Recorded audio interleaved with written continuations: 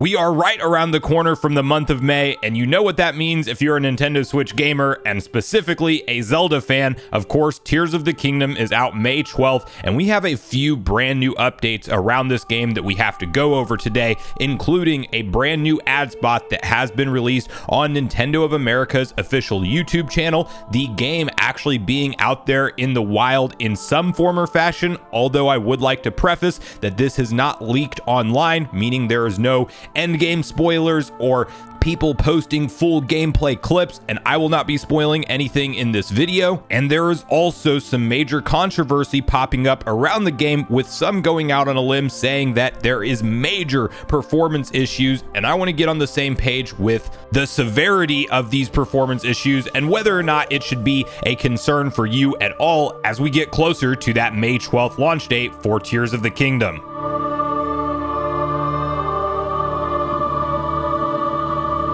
What's up, nation? Hit the like button, subscribe, and turn on your bell notification if you're as excited for Tears of the Kingdom to release as I am. And with that, we have to first tackle the big controversy that has been popping up online over the last 24 hours, suggesting that Tears of the Kingdom may have major performance issues. Now, one tweet that I've seen making the rounds online comes from a gentleman by the name of Arthur, where he says, "I played Tears of the Kingdom last week. I'll talk about it more soon, but the biggest compliment I can give is on the last day of demos, I still attracted a small group of Nintendo personnel staring in horror at what I was building, and two, I saw major performance issues." Now, we had talked about following all of the different previews that were going live on various different content creators' channels, that they had mentioned that when there was a lot of enemies on screen and you were using Link's different abilities, that you would notice some frame stutter and hiccups in the game's performance, and that was noted widely across the internet.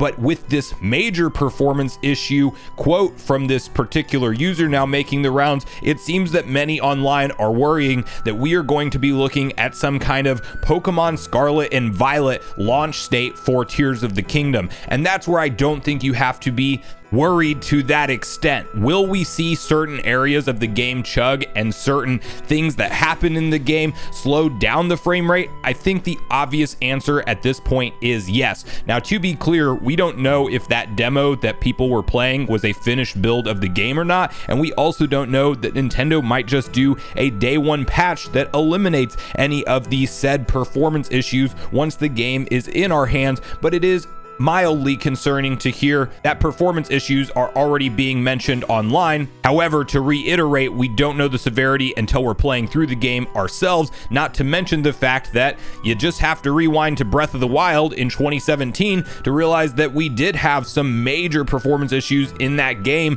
especially in the Korok Forest area. As you start to head towards where the Master Sword lays, there was major stutter in that particular environment. Nintendo did put out a patch to smooth that over for the most part. It's still not perfect, and there are still some areas in Breath of the Wild that you do see frame dips, and I don't think that it will be any different with Tears of the Kingdom, although you can have that conversation that because of how late into the Switch's life cycle Tears of the Kingdom is launching, it is totally possible that we have cross-gen support for this game and some kind of patch is created for new, more powerful hardware within the next year or two, whenever we actually get it confirmed and released from Nintendo. And potentially there may be a 60 FPS version of this game, or at least one that just runs flawlessly at a locked 30 with no dips in quality. And I am not worried about this. I wouldn't let anybody online convince you personally not to buy the game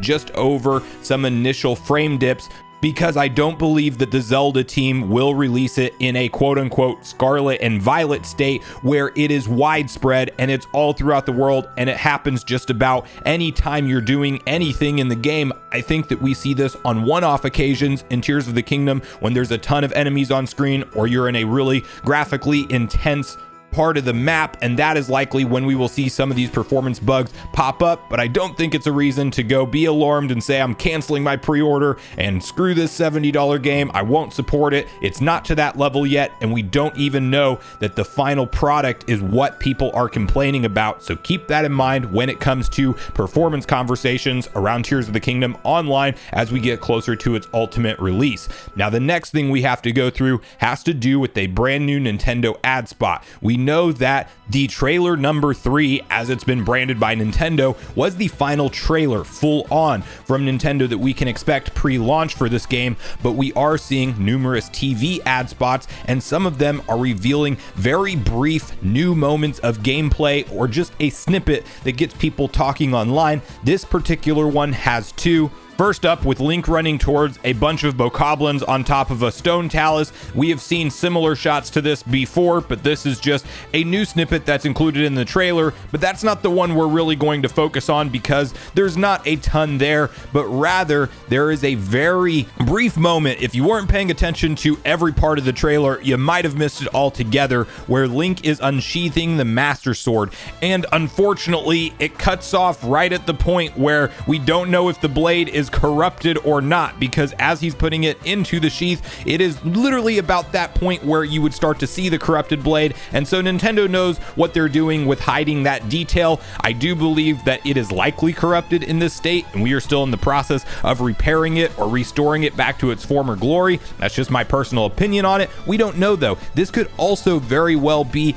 a memory, because just like in Breath of the Wild, there are likely going to be sections of cutscenes in this game, many of which we may have already seen featured in trailers, that are flashbacks, that are things that have already taken place, and we are just watching them unfold in a cutscene, and there's no telling on whether or not this is not that. Although you can note that Link's hair is actually longer, more similar to how we see him in Tears of the Kingdom in this particular slide, maybe referencing that it is taking place in the current time. But again, this is all up for debate and speculation right now, and that's just another cool point that we're reminded Link will be carrying the Master Sword in this game. Once again, it's likely going to be a big central point of the story plot, especially the repair portion of it, and we don't fully know what's going on with the Master Sword and our quest to restore it, but you do have just those couple new glimpses of gameplay and or cutscenes in this particular new Nintendo of America ad spot. I would also expect to see a few more of these drop leading into the game's release, and then we will likely get maybe the day before release or the day of release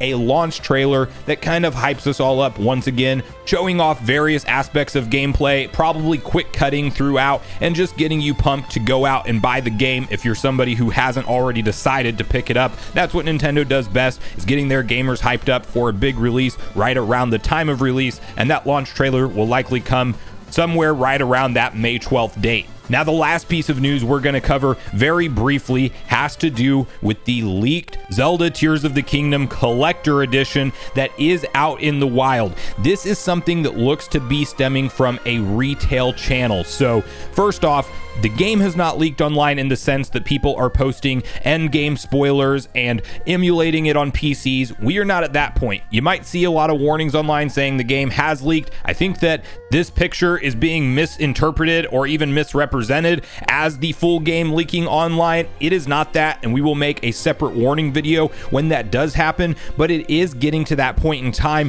where you may want to start to go on your media blackout, because if I'm a betting man, next week at some point we will be talking about this game being fully out there, likely playable and downloadable online, and people will start to emulate it and share what happens at the end of the game. So you might have to go into that defense mode as we get further into the month of May, but this particular one just gives us a look at the back of the box art. I will show it briefly on screen. If you don't want to see it, you can click off the video now, and thank you for watching, but this is not any major story spoiler. It's rather just a pretty cool look at Ganon and likely Zelda, or that Hylia / Zelda from the future past, whoever she is that we saw on screen very briefly. It seems to be Ganon and Zelda, or the ancient Zelda, whoever we're going to call that person. Anyway, it's most likely happening in the far distant past, as just about everything that's been shown to us in that hieroglyphic style presentation seems to be tied to events that have happened far before when we're actually playing in Tears of the Kingdom. in terms of timeline, and you can see that this is kind of surrounded in a cardboard box. It looks like somebody at a distribution warehouse snapped a picture of this. It did leak on 4chan, and of course that's now making the rounds everywhere, but this is a completed in-box physical edition of Tears of the Kingdom, and anytime a physical edition of a game gets released, it will find its way online early. You can take that to the bank. It happens with every Nintendo Switch release, just about every physical game release period nowadays, and so consider this a pre-warning that collector's editions will start to ship out to retailers soon. Somebody will break the rules somewhere, and we will be talking about dodging spoilers for this game as we get closer to that May 12th launch date. But I want to hear from you guys at this point in the video, all your thoughts and opinions on the latest round of Tears of the Kingdom news. Are you more or less hyped? Are you worried specifically about the performance issues that are being talked about online? Do you think that they are going to be potentially game breaking, or even just take you out of the experience that you are expecting from Tears of the Kingdom? And do you think it will launch in a state similar to Scarlet and Violet and stay that way for a long time? Or do you think that this is maybe a little bit overblown? That's kind of what I'm thinking right now, and that you shouldn't really be worried about the Zelda team at the end of the day, because 9 times out of 10, if not 10 times out of 10, they always produce a quality experience at launch. And also let me know your theories on the newest snippets of gameplay that we saw from the ad spot with the Master Sword. Do you think it's a completed, repaired Master Sword? Do you think it's a broken one? Do you think it's in the present time or the past? And lastly, how do you feel about the collector's edition being somewhere out there in the wild right now? And when do you think we will see this game ultimately completely leak online before its ultimate release? So regardless of your thoughts and feelings on everything we talked about today, I do look forward to hearing from you all in the comments down below before we leave the video, as I do look forward to getting a back and forth conversation started with you all around this topic. Go watch yesterday's video next if you haven't already, which is on screen right now. Also make sure you like, subscribe, turn on your notification bell, and I will see you guys in the next video.